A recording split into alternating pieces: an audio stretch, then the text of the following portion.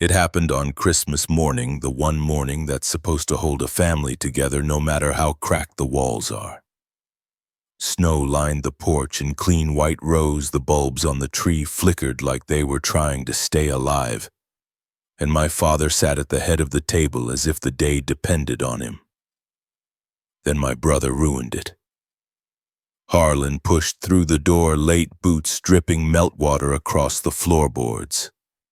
He carried a small box wrapped in red paper and he set it down in front of our father with a grin sharp enough to cut.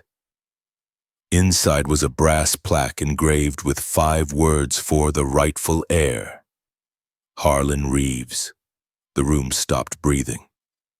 My father's knife scraped against his plate loud enough to silence every voice at the table. Harlan leaned back with his arms open like he had just claimed something sacred, something he believed was already his. He never once looked at me.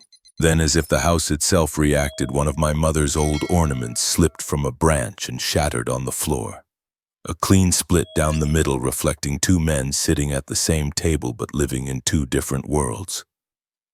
And in that moment I wondered, when did my brother start believing the rest of us were only in his way? I didn't know then that the next time the family gathered we wouldn't be around a table but a grave. The wind reached the cemetery before I did, carrying the cold breath of the mountains into the valley. It moved across the open ground in long, steady strokes and pushed the loose soil along the edge of my father's grave. The pastor spoke in a quiet voice, and the words drifted away almost as soon as they left his mouth. Nothing he said matched the weight of the man we were putting in the ground. I stood close enough to touch the casket, though my hand never moved from my pocket. The air stung my fingers even through the gloves, and the cold seemed to settle deeper into my chest each time I breathed. Grant Reeves had died 2 days earlier in the same house where he had raised us. A quiet passing, the doctor said. Somehow that felt fitting. Silence had been his most familiar language. Only a small handful of people came to say goodbye. 2 ranch hands who had worked beside him longer than I had been alive. A couple of neighbors who understood that respect did not always grow from affection. They nodded at me in that gentle, careful way people reserve for someone whose grief is shaped by more than loss. I nodded back and kept my eyes on the ground. A memory rose without warning as the pastor closed his book. I saw myself as a boy sitting on the concrete floor of our garage, handing my father a wrench with both hands because it felt too heavy for me to lift with one. He did not praise me. He never did. But there had been a moment, just a single moment, when his hand rested on my shoulder as if I had done something right. The warmth of that touch flickered through me, now faint and unfinished, then faded again. I did not hear the crunch of gravel that signaled my brother's arrival, but the shift in the air around the mourners told me he had stepped into their circle. Harlan always had that effect. People straightened when he approached, and conversations opened for him the way doors had opened his whole life. He moved through the small crowd with practiced ease, shaking hands, offering smiles, acting as if the morning belonged to him. When he passed in front of me, the smile slipped away. He did not acknowledge me at all. The pastor finished, and the casket was lowered. The ropes creaked, the wind pressed against my back, and the earth waited. After a few minutes, the crowd thinned. Their footsteps left shallow marks in the frost that would disappear before noon. Harlan stood off to the side, his hands in the pockets of a coat far too elegant for a Montana funeral. He told me we needed to head into town. He said it in a flat voice, the kind that expected obedience, not agreement. We drove separately to Attorney Douglas Fairchild's office on Last Chance Gulch. The building sat above a pawn shop and shook a little each time a truck rolled by on the street below. Inside, the air held the dry smell of old leather and paper. Douglas greeted us with the calm tone of a man who had managed too many complicated families to be surprised by anything. Harlan chose the larger chair, settling into it like someone taking possession of a room he believed was already his. Douglas unfolded the will and began reading. His voice was measured, steady, and unhurried. When he reached my name, the room seemed to lose its balance. Timber Hollow Ranch, all 68,000 acres, was placed in my care. Grant had signed the document 3 months earlier. Every detail was clean, every line pointed to me.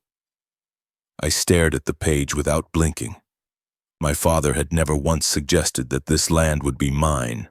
If anything, he had spent years shaping Harlan for that inheritance. Yet here it was, written in black ink and witnessed by men who had no reason to lie. Harlan did not speak at first. His gaze moved from Douglas to the paper and then to me, as if the world had shifted beneath him and he could not find his footing. His hand tightened around a pen on the desk. The tapping of the metal against his knee was soft but sharp enough to cut through the quiet. When he leaned toward me, his voice dropped to a low murmur.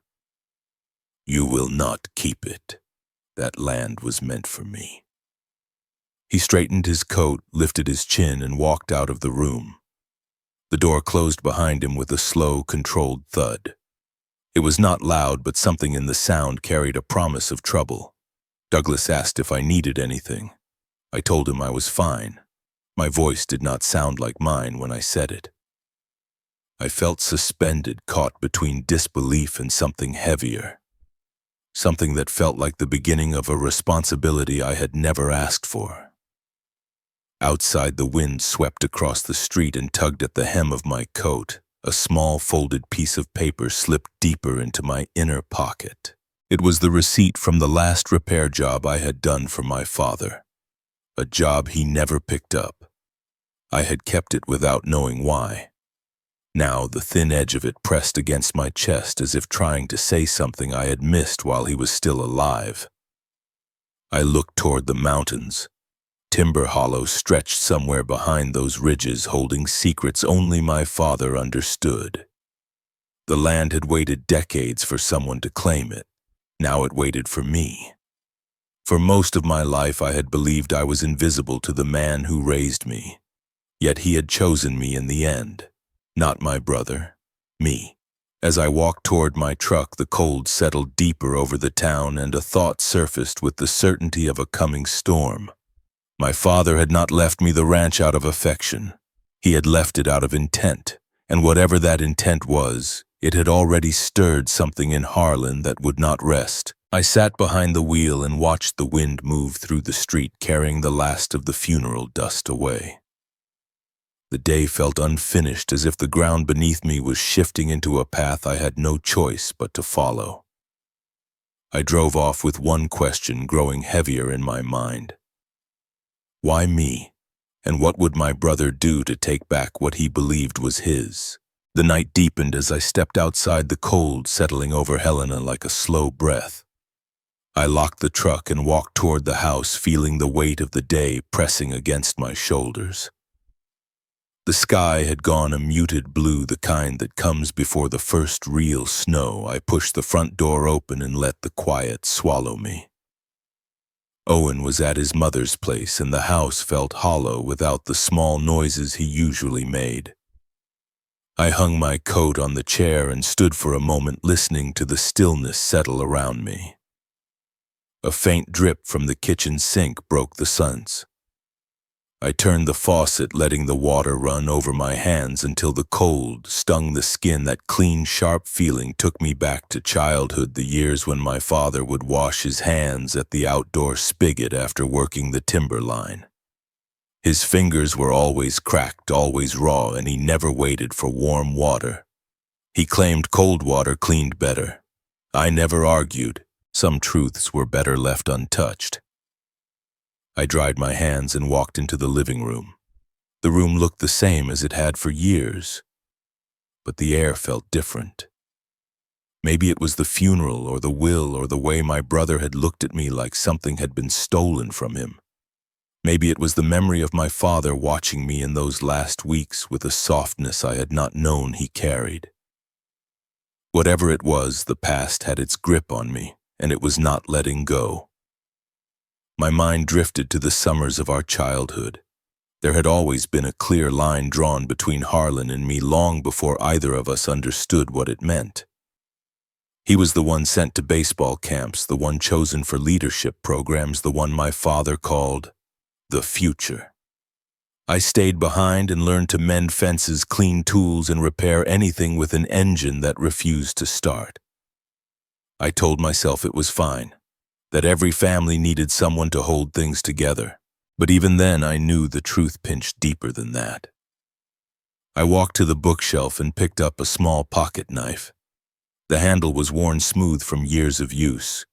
It had once been mine, but I had given it to my father after he sliced his palm open trying to fix an auger. He never thanked me. He simply put it in his pocket and carried it until the day he died. I ran my thumb along the edge of the blade. The metal was cold. It felt like holding a piece of him that he never meant to return. A sudden memory surfaced with the weight of something heavy. I was 13, standing in the yard with a twisted ankle after falling from the hayloft. Harlan had pushed past me on the ladder, eager to show off a trick he saw on television. He slipped and knocked me off the edge without meaning to. I hit the ground hard, the pain shooting through my leg. My father came out of the barn when he heard the thud.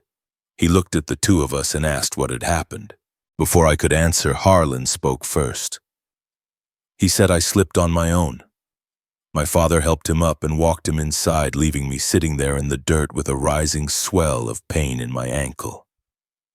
That was the day I stopped expecting fairness. I placed the knife back on the shelf and turned toward the window. Outside, the street lamp flickered in its tired cycle, casting long shadows that stretched across the yard. A car crawled slowly past the house, its headlights sweeping across the blinds.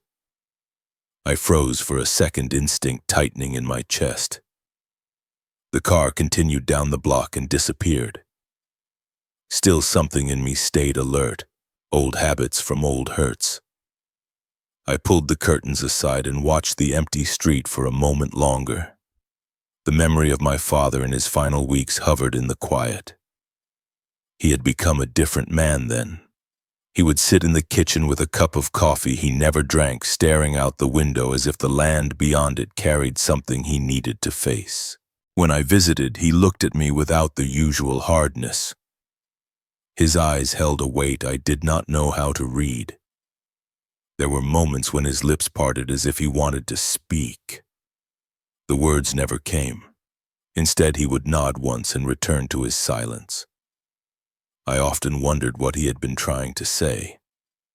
Now, with the ranch in my name and my brother circling like a wounded animal, those unfinished glances felt sharper, more deliberate. As if he had been warning me of something he could not bring himself to confess, I stepped back from the window and walked down the hallway. The old wooden floor creaked under my feet. I opened a drawer in the small cabinet near the door and took out a photograph. It showed Harlan standing tall with his baseball bat resting on his shoulder and our mother smiling beside him. I was there too, half turned behind them, not sure where I fit in the frame. My mother's eyes were on me, soft in a way that felt almost foreign now. I held the photo a little longer than I meant to. Returning it to the drawer, I felt a tightness under my ribs, a pressure formed from years of standing in the background while my brother stepped into every light offered to him. My father had shaped that divide with a precision that felt almost intentional. Harlan was built to inherit. I was built to endure. Yet it was me who walked out of that law office with the weight of Timber Hollow in my hands. The thought stirred something uneasy inside me. The imbalance that began in childhood had risen again like ice cracking on a winter pond, except now the surface felt thinner, more dangerous. A cold draft slid under the door and brushed my ankles. I reached for my coat, but before I could slip it on, a soft tapping came from the front porch. Not loud, just enough to pull my attention. I stepped closer and listened. The wind shifted. The porch light flickered once and went still again. I stood there for a moment, one hand on the door frame, the other tightening around the fabric of my coat. The night felt heavier than before, as if something outside the door had already begun to move. Something tied to the land my father left me and the past he never spoke aloud. I breathed in the cold air seeping through the cracks and let it settle in my chest. Then I slipped on my coat and reached for the door, feeling the quiet in the house gather behind me as the world outside waited. The porch boards gave a low groan under my boots as I stepped out, the cold reaching up through the wood as if the night itself wanted to hold me there. A faint dusting of snow had settled while I was inside, soft enough that each footprint looked like a small wound in the white. I stood still for a moment, letting my breath steady in the sharp air. Something in me knew the quiet would not last long, and that whatever moved toward me now had already begun its path days earlier. A week passed before I drove up to Timber Hollow again. The morning carried a pale light that barely touched the tops of the pines. My truck climbed the familiar winding road, its tires crunching over patches of frost. The farther I went, the more the world fell away behind me. The air changed first, carrying that clean scent of pine and cold earth and the wet bark of fallen timber. It was the same smell from my childhood, a smell that had shaped most of the memories I still held on to. The ranch came into view as I rounded the last bend. The roofline of the cabin stood against the backdrop of evergreens, the chimney sending up a thin ghost of smoke. I parked by the old hitching post and stepped out. The ground was damp, the kind that held a faint imprint of anything that crossed it. I noticed the first sign before I reached the porch. A tire track, faint but fresh, curving through the thin snow. Another set beside it. They led right up to the cabin. I brushed my hand along the rail as I climbed the steps. The wood felt warmer than it should have. When I pushed the door open, a draft moved past me, carrying the lingering scent of Marlboro Reds. Harlan had always smoked them, holding each cigarette like it was a promise only he understood. The smell threaded through the room in a way that made the air feel unsettled. The fireplace glowed with the low remains of a fire. A coffee mug sat on the table, a thin trail of warmth still rising from it. I touched the rim and felt the heat. Someone had been here minutes ago, not hours. I scanned the room. Nothing looked disturbed, yet everything felt touched. My father had kept the cabin spare and clean, his tools in place, the books unmoved. Now the order felt wrong, as if someone had walked through the space with an angry slints. I made my way to his office. The door stuck the way it always had. I leaned my shoulder against it and pushed until it gave. The air inside was colder. Dust floated in the slanted light coming through the window. The desk sat against the far wall, the old chair pushed back as if someone had risen from it in a hurry. Along the floor near the file cabinet, a thin trail of sand caught the light. Harlan always carried sand on the soles of his boots from the fields near his place outside Denver. Against the back wall, half hidden by a stack of old ledgers, I saw the rusted safe. It was the same safe my father had told us never to open, the one he said held things from a life he no longer spoke about. Taped to the front was an envelope with my name written in a slow, steady hand. The paper looked older than the tape holding it, for the son who knows patience.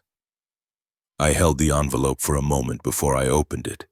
The paper inside had yellowed at the edges. My father wrote in the same firm strokes he had used when signing supply orders or logging timber hauls. The words were few, but each one carried a weight that settled into me. This land is not clean. There is something I did in 2004 that stained it. Only you have the steadiness to fix what I could not. I read the lines again, not because I needed clarity, but because they felt like an echo of something I had sensed for years without knowing how to name it. My father had never apologized for anything in his life, Yet the way his handwriting wavered at the end told me this letter was the closest he had ever come. My phone vibrated in my pocket, breaking the stillness. Douglas's voice came through before I had time to speak. He sounded tense in a way I had not heard at the funeral. Harlan's attorney filed an emergency motion in probate court. They are trying to freeze the estate until the will is reviewed. I let his words settle. The meaning was clear. Harlan was already moving, already turning the ground beneath us into something unstable. I told Douglas I understood, then hung up and stepped back into the main room. The air felt colder now, as if the warmth had drained out with the truth in the letter. I walked toward the porch and opened the door. The snow outside carried more marks than before. Tire tracks cut across the yard, stopping near the shed, then veering toward the ridge. Along the porch boards, footprints paced in a tight line, back and forth, deep uneven imprints of someone walking while thinking too fast. I crouched down and touched one of the prints.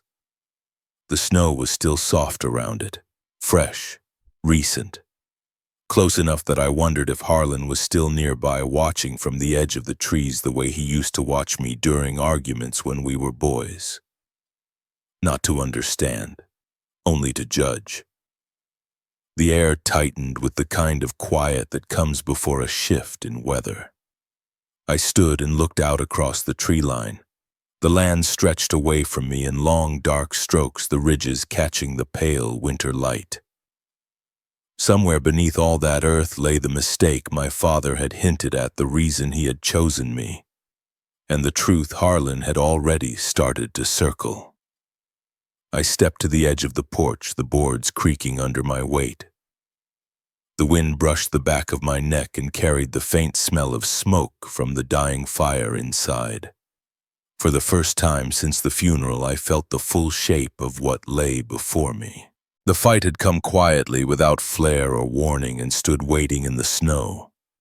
I traced the footprint trail once more with my eyes, then lifted my gaze toward the ridge where the light was fading behind the trees. The cold grew sharper, the wind steadier. The land held its breath as if listening. The first flake of new snow drifted down and landed on the porch beside my boot. I watched it melt, then stepped inside and closed the door, feeling the weight of the moment settle like a shadow behind me.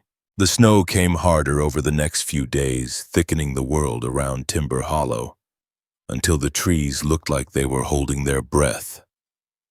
I made a habit of checking the porch each morning, watching for new tracks in the thin layer that formed overnight. For a while there was nothing, only my own prints going back and forth between the truck and the front steps. On a bitter December morning, the quiet broke. I heard the engine before I saw the truck. A deep, uneven rumble climbed the last stretch of road, louder than my own old pickup ever sounded. When the black Ram swung into view through the narrow window above the sink, my stomach tightened in a way that felt too familiar. Harlan always arrived like weather you could not predict, only endure. He killed the engine close enough that I could see his reflection in the windshield. He sat behind the wheel for a few seconds longer than he needed to. His hands resting on the steering wheel, his head bowed. Then the door opened and the cold rushed in with him. He stepped out, shoulders squared against the wind, eyes ringed red like he had not slept in days. 3 days of stubble shadowed his jaw. Desperation clung to him the way frost clung to the fenders. He came up the steps without knocking. I opened the door before his hand reached it. We stood for a moment facing each other in the frame. The last time we had been this close was at the funeral with our father between us. Now it was only the two of us and the weight of what he had left behind. Harlan brushed past me into the cabin. His boots marked the floor with small wet prints. He looked around the room, once his eyes passing over the fireplace, the chair, the table, with the envelope still resting where I had left it. He did not ask before speaking. "We are going to talk Colton." His voice was rough, worn down at the edges. I closed the door to keep the cold out and waited. He paced a short path from the window to the table, the same tight pattern that had already carved itself into the snow on the porch. We did not stay there long. The cabin felt too close, too full of my father. When he said we should go into town, it sounded less like a suggestion than a direction the day had already chosen. I grabbed my coat and keys. We drove in separate trucks down the mountain road, the Ram in my mirror the whole time, a black shape cutting through the white. The diner on Highway 12 sat where it always had, squatting low beside the road with its worn neon sign half lit. The bell above the door gave a tired ring when we stepped inside. Warm air, thick with the smell of coffee and bacon grease, rushed over us.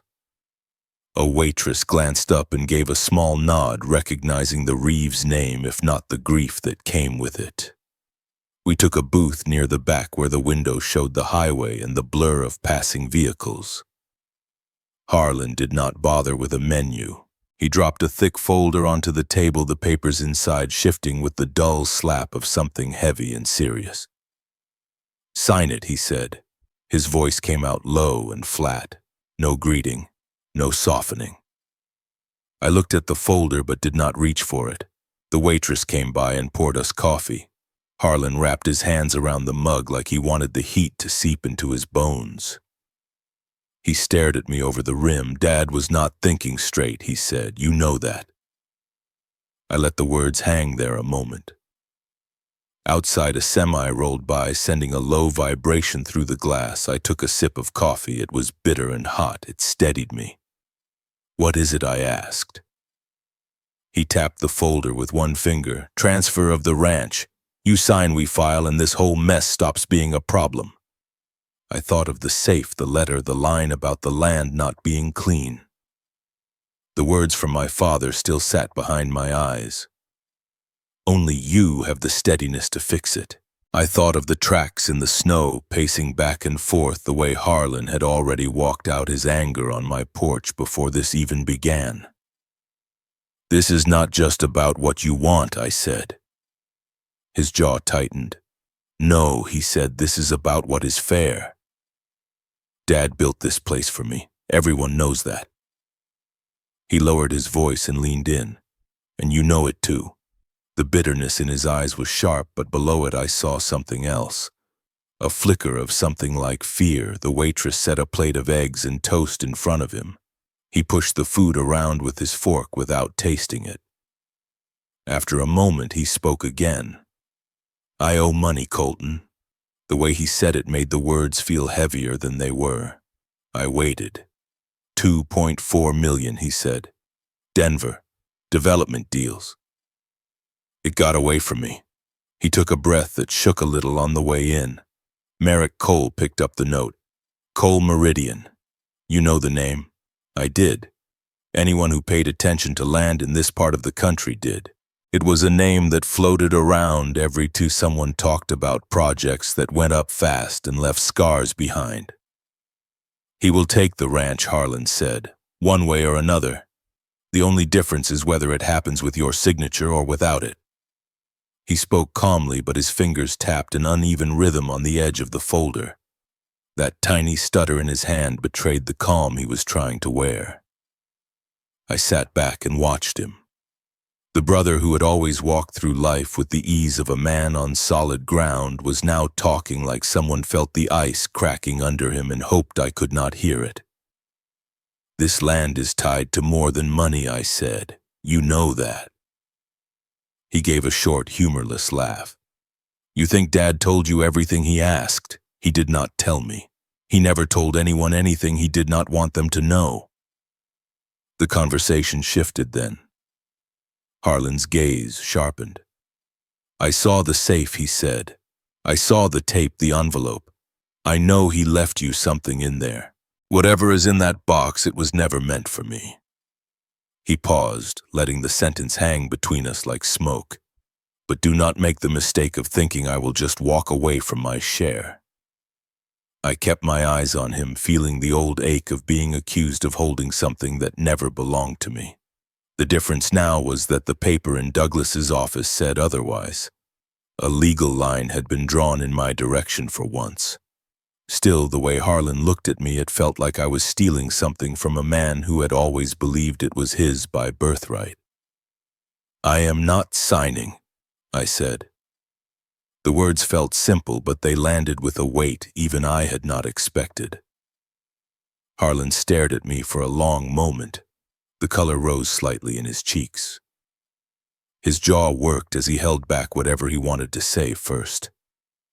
When he finally spoke, his voice had lost its flat calm. There was a cold edge in it now. "You have a kid," he said. "Owen. I have seen him at the ball field. Good arm." My chest tightened. "Would be a shame if something happened to him out there," Harlan said. "Accidents happen, you know." For a second, the sounds in the diner seemed to drop away. All I heard was the slow thump of my own pulse in my ears. There are lines you learn not to cross even in a hard family. Threatening a child is one of them. I leaned forward slightly. I kept my voice quiet. "Do not bring my son into this." He held my gaze, then looked away first. The smallest sign, but I caught it. Under the anger and the debt and the arrogance, there was a hollow place in him. A place that knew he had stepped too far. He pushed the folder across the table. "Think about it," he said. "I am not asking for a favor. I am asking you to correct a mistake." He stood, dropped a few bills on the table for the untouched meal, and walked toward the door. The bell gave its tired ring as he stepped out into the cold. Through the window, I watched him cross the lot, pull himself into the black Ram, and fire up the engine. Snow kicked up behind the tires as he pulled back onto the highway. The truck shrank in the distance until it was just another dark shape swallowed by the gray road. I sat alone in the booth, the folder resting between my hands.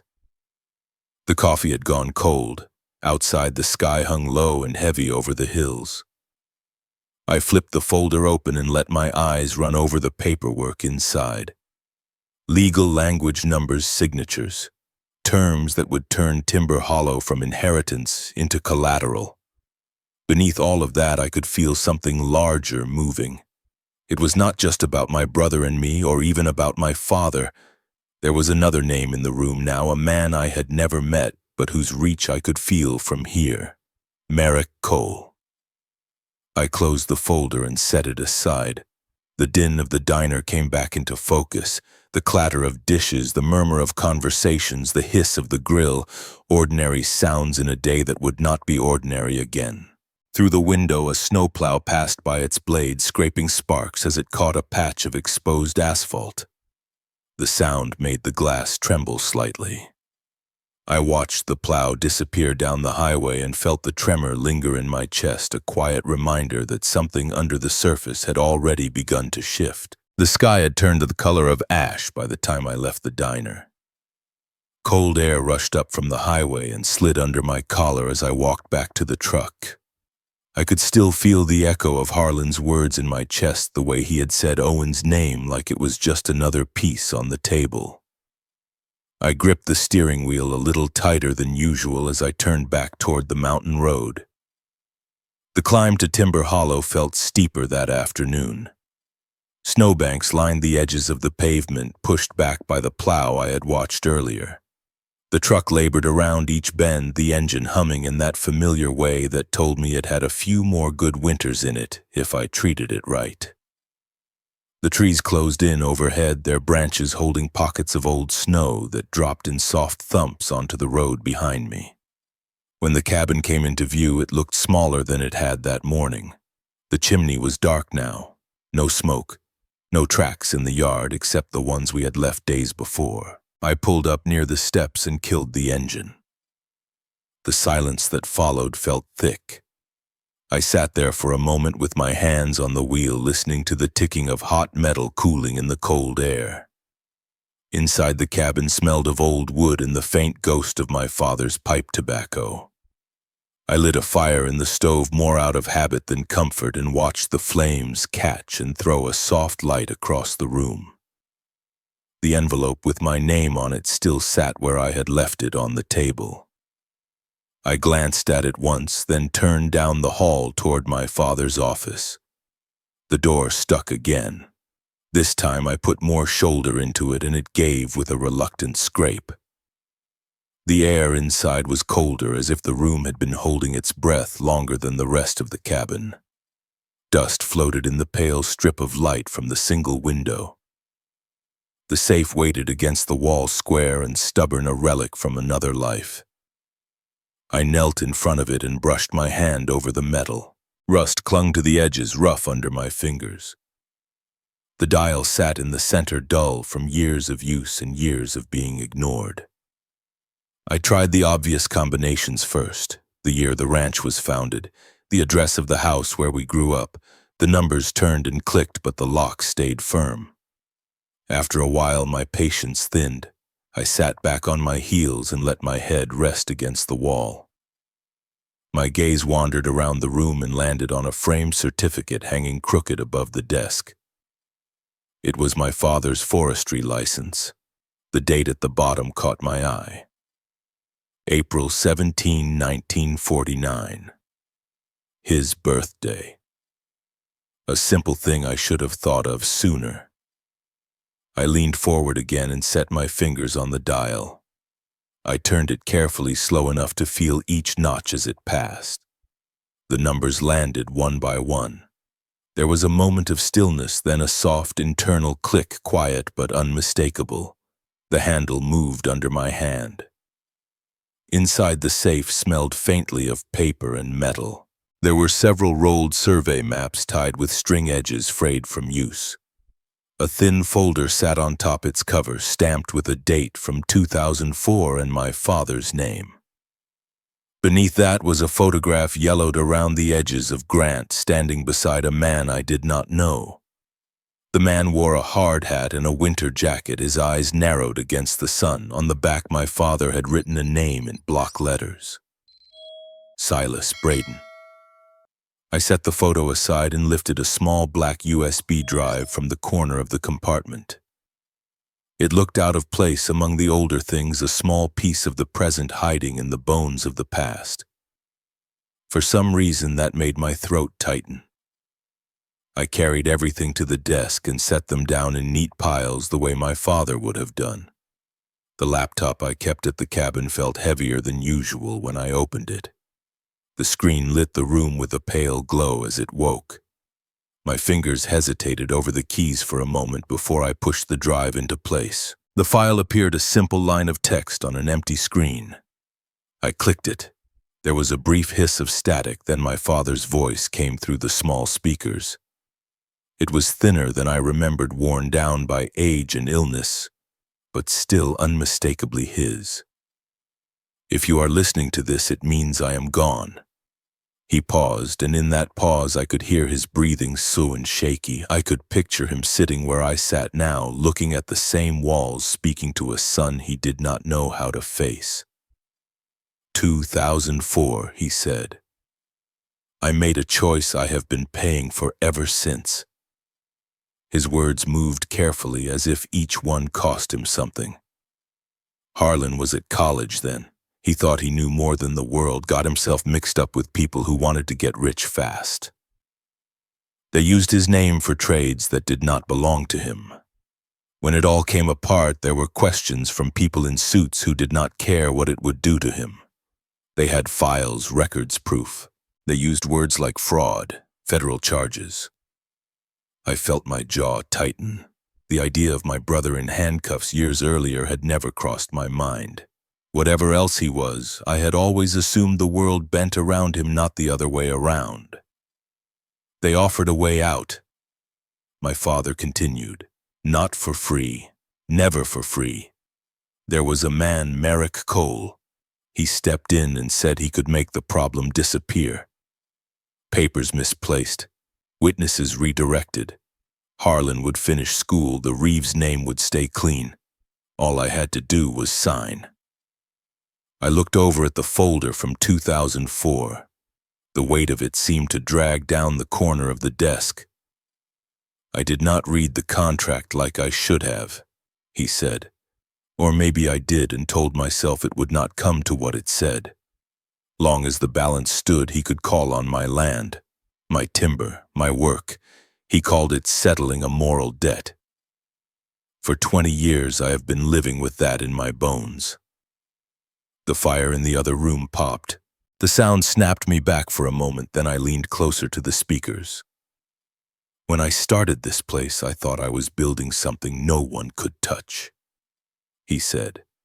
But I put the key in someone else's hand. So when I look at Harlan now, I see the son who was meant to have all this. And I see the reason he cannot. There was another long pause. I heard a glass set down somewhere close to the microphone. His breathing grew rougher. "You," he said. When he said it, his voice softened in a way I was not ready for. "You are not like him. You are slow to move steady when you do. You do not chase what shines. That is why the land has to go to you. If he gets it, Merrick will take it. If you have it, there is a chance this ends different." My eyes stung. I blinked hard and looked away from the screen. The office with its old wood and older dust seemed to tighten around me. The idea that my father had seen me at all, had watched the way I moved through the world, and decided that steadiness meant something felt strange and heavy in the same breath. The recording continued, his voice dropping lower. "I am not asking you to forgive me," he said. "I am asking you to be better than me. Take this land and cut the line that binds it. Do not let my mistake become your son's." The file clicked off suddenly, as if he had run out of breath or courage or both. The silence that followed was louder than his voice had been. I sat there a long moment staring at the screen.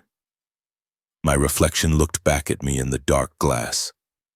For an instant, with the light at that angle, I could see something of him in my own face, and it unsettled me enough that I leaned back. The laptop chimed softly. Owen's name appeared in the corner, a video call blinking to life. I wiped at my eyes with the heel of my hand and answered.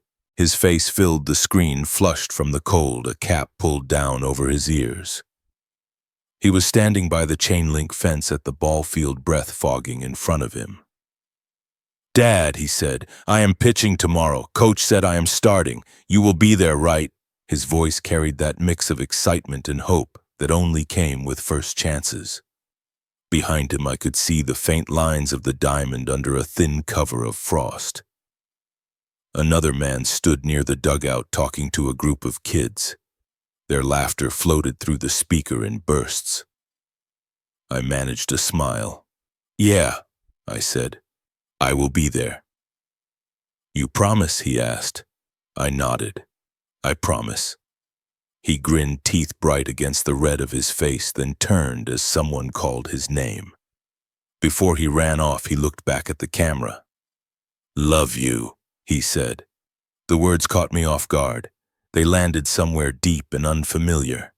I swallowed. "Love you too," I answered. The call ended. The room dimmed again to the soft light of the laptop screen and the flicker from the next room. Outside, the wind picked up and brushed against the window pane with a low sigh. I looked at the safe, still open, its empty interior a dark square against the wall. The survey maps, the contract, the photograph, and the little black drive sat on the desk in front of me like pieces of a puzzle I had never wanted. Somewhere between my father's confession and my son's smile, the shape of what I had to do began to form. The fire popped again, sending a brief flare of orange against the office doorway. I watched the light lick the edge of the hall, then fade back into shadow, and listened as the cabin settled around me in the cold. The wind picked up after dark. It started as a low hum around the eaves, then grew into a steady rush that pressed against the windows and made the old cabin creak. Snow scratched at the glass in quick bursts. I sat at the desk with the maps and the contract spread out in front of me. The empty safe a dark square against the wall, and tried to hear past the noise to whatever my father had meant for me to understand. The fire in the stove burned low. Each time a log shifted, sparks jumped and faded. I checked my watch and thought about Owen, pictured him in bed, his glove on the nightstand, the shape of the baseball cap hanging from the bedpost. Tomorrow he would stand on a frozen mound in Helena and look to the stand searching for me. The cabin gave a sudden shudder as a stronger gust hit. A loose shingle tapped against the roof. This storm was different from the usual winter flurries. The air had that heavy stillness underneath the noise, that feeling that the mountain had taken a deep breath and was not sure when it would let it out again. I closed the laptop and pushed my chair back. The room felt small, crowded with paper and ghosts. I walked into the main room and added a log to the fire. When I straightened, the distant sound of an engine cut through the wind. It was faint at first, then grew louder, grinding up the last stretch of road like an animal climbing a hill it did not want to face. Headlights flashed briefly across the front window. I stepped closer and saw the familiar shape of the black Ram through the blur of snow. It pulled in 2 feet and stopped, 2 hard tires spitting slush. The engine idled a moment, then died. The world went back to the howl of the storm. I opened the door before he could pound on it. Cold slammed into me, sharp and full of white. Harlan stood at the bottom of the steps, his coat dusted with snow that clung like broken glass. His hair was wet and flattened, his eyes red-rimmed either from the wind or the bottle I could smell on his breath when he came closer. "You took your time," I said. He looked up at me, and for a second there was no anger, only something close to panic. "We need to talk," he said. He stumbled on the top step and caught himself on the railing. I stepped back to let him in. Snow melted in dark patches on the floor where his boots landed. He shrugged off his coat and let it fall over a chair. His shirt was buttoned wrong. His hands shook. The storm found seams in the door and whistled through them. Harlan's gaze moved straight to the hallway where my father's office waited. He did not bother with small talk. "You got it open," he said. I did not answer. I did not need to. The safe sat there empty, a wide-open secret. His eyes narrowed. "Where is it, Colton?" The wind banged something loose on the side of the cabin. The sound made both of us flinch. "Where is what?" I asked.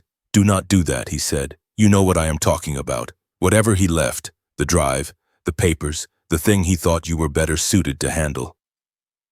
There was less bite in his words than before, more fraying at the edges. Still, the demand was there.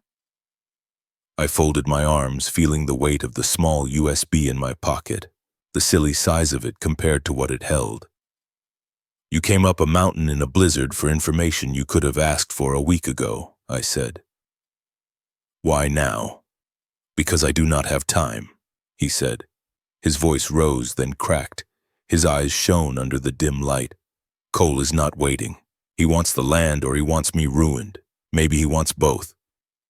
He took a step toward me. "Give me the drive." "No," I said. He stared at me like he had not heard me right. "What did you say?" I said no. The word hung between us, simple and solid. Something in his face hardened. "You think he will not come after you," he said. "You think the name on the deed changes who he is. I think handing it all over to you will not save either of us," I said. The room seemed to shrink by an inch. The fire hissed as a clump of snow fell down the chimney. "You always wanted this," he said quietly, "to be the one he chose. Do not pretend you did not." That hit harder than I expected.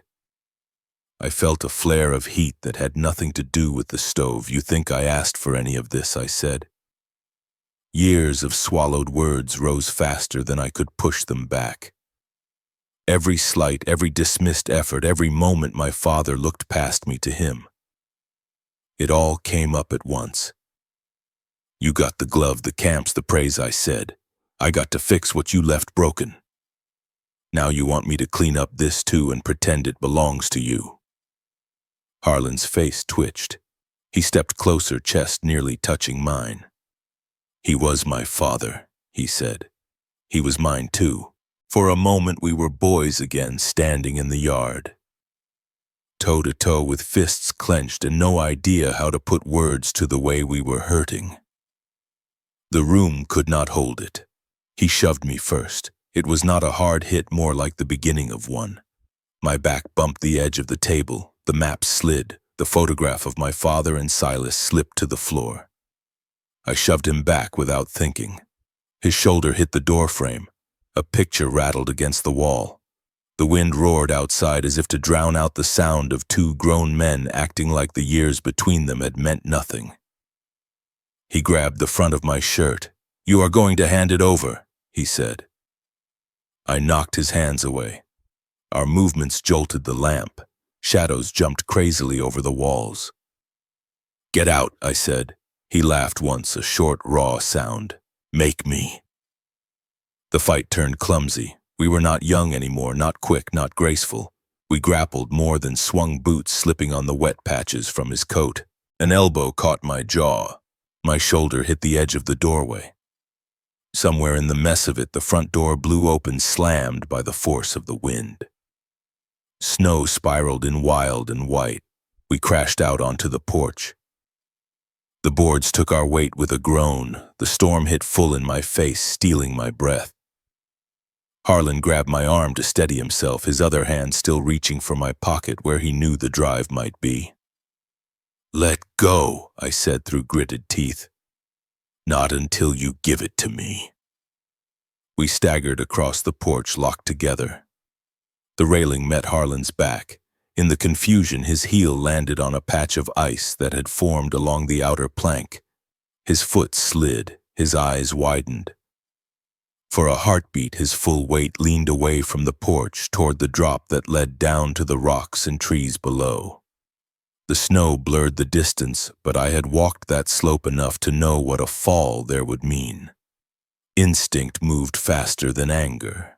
I grabbed his coat with both hands, fingers clutching the fabric near the collar. His feet left the boards for a moment. My boots dug into the wood, seeking anything that would hold. The muscles in my arms burned as I hauled him back. We tumbled sideways, crashing onto the porch in a heap. He lay there on his back chest, heaving flakes melting on his lashes. For a second, neither of us spoke. The wind screamed around the cabin, rattling the loose shingle above us. He rolled onto his side and then to his knees. His hands went to his face. When he dropped them, I saw streaks of wet that had nothing to do with snow. "Dad picked you," he said. His voice was broken now. Not the controlled tone from the diner, not the cold threat from the law office.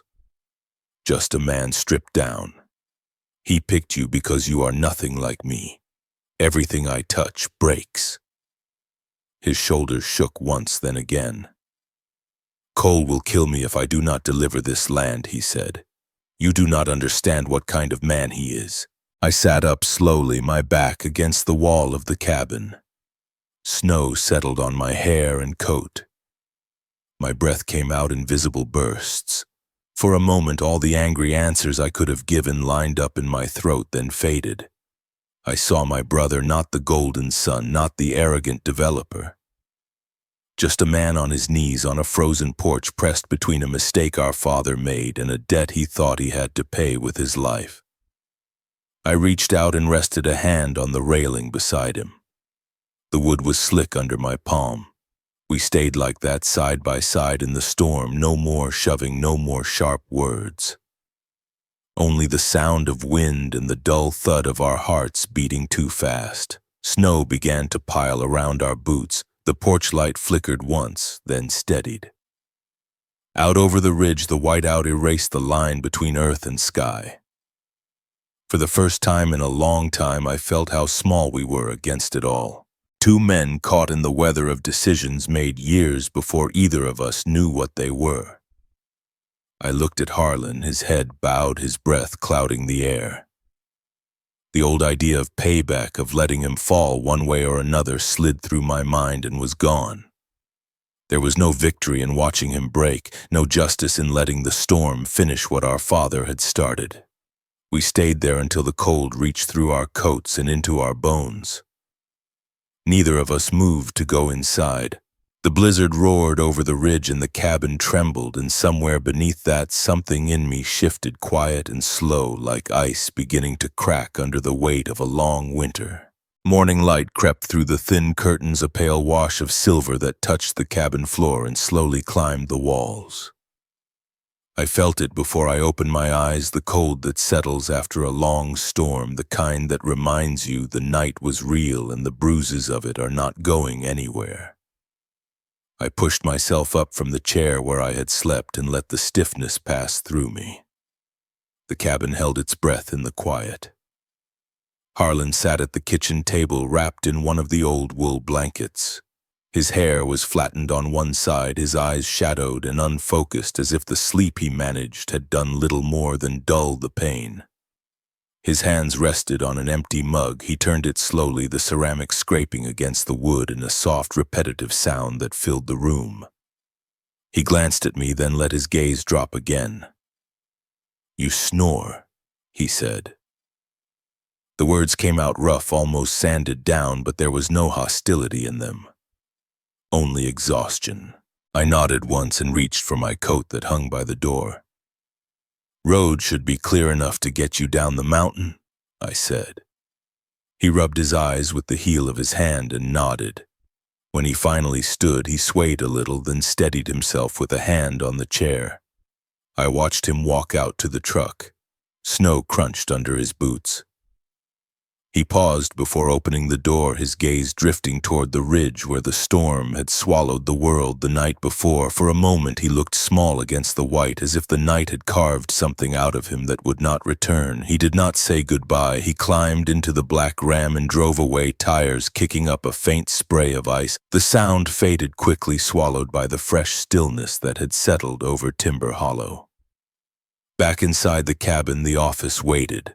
My father's papers lay where I had left them, the contract, the maps, the photograph, the USB drive that held the trembling shape of his confession. I stood there for a moment, taking in the sight of them. Then I gathered everything into a folder, careful and slow. The drive went into the inner pocket of my coat. I closed the safe and turned away from it. There was nothing left in that metal box worth guarding. The drive into Helena took most of the morning. Snowplows had pushed the drifts to the edges, leaving tall, dirty walls along the sides of the road. The truck rumbled through the cleared path, the engine steady, the heater slow to warm. I watched the pines thin out as the road descended the valley, widening into familiar patterns of houses and gas stations, and the slow winter life of a small Montana town. When I stepped into Douglas Fairchild's office, the warmth wrapped around me in a way that made my face sting. Douglas stood from behind his desk, worry already lodged in the corners of his... "You look like you had a night," he said. I placed the folder on his desk. "I need you to see this." He opened it and studied the first few pages, eyebrows pulling tight as he read.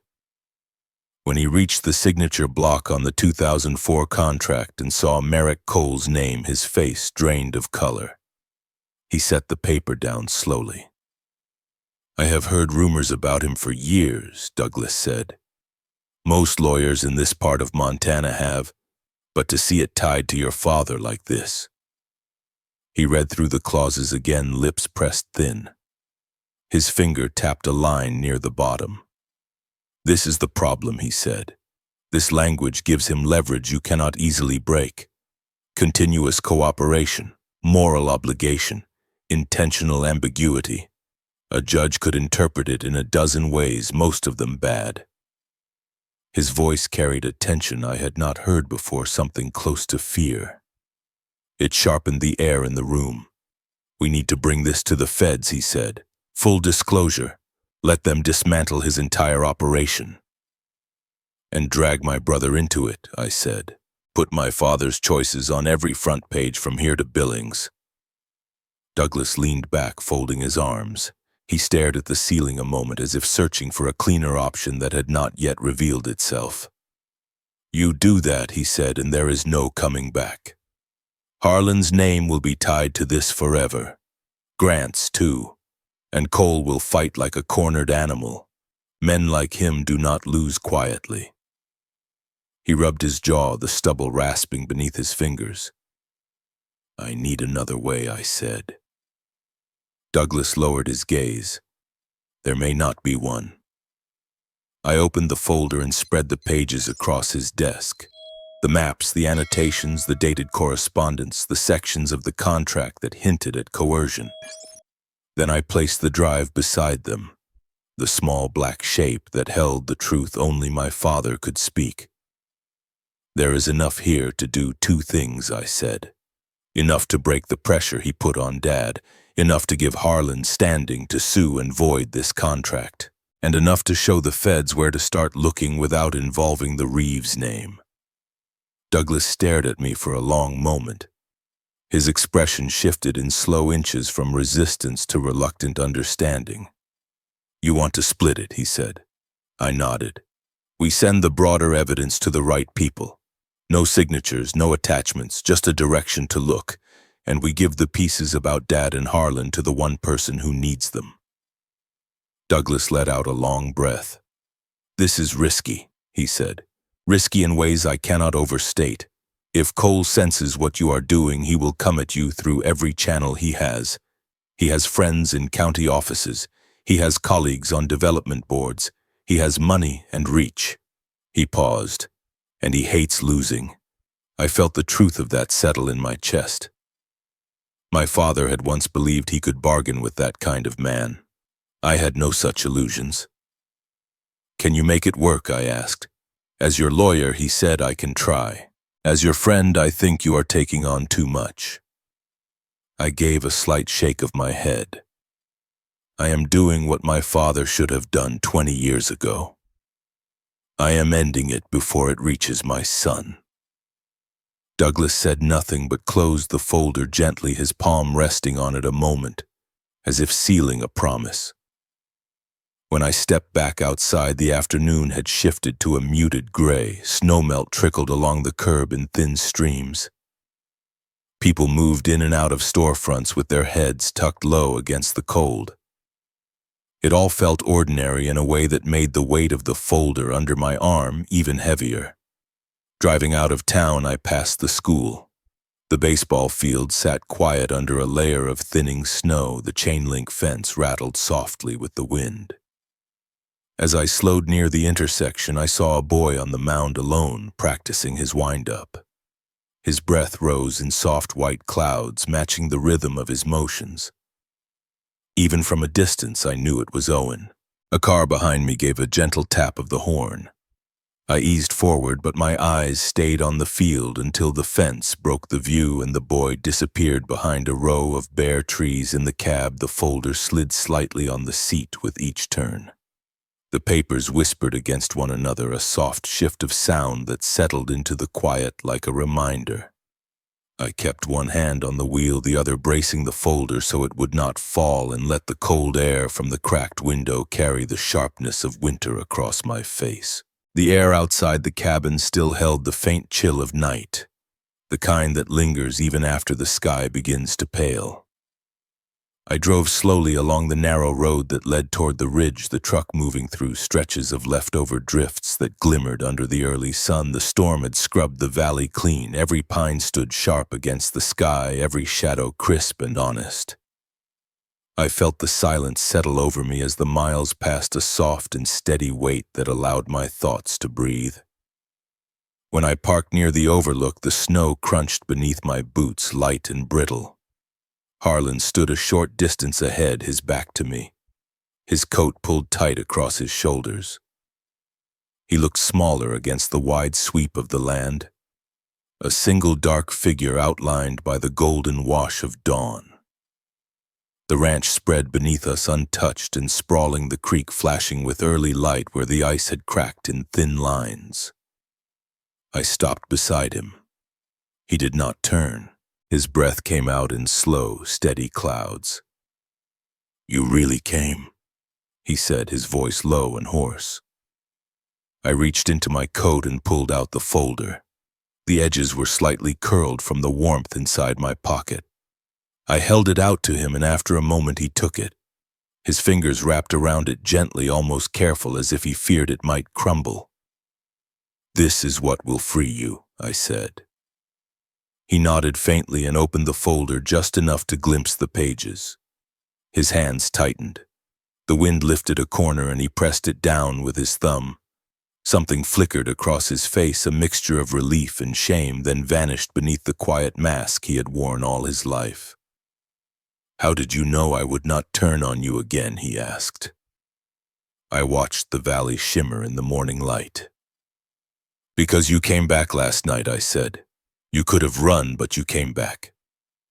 He let out a long, slow breath that seemed to loosen something in his chest. When he closed the folder, his eyes stayed lowered.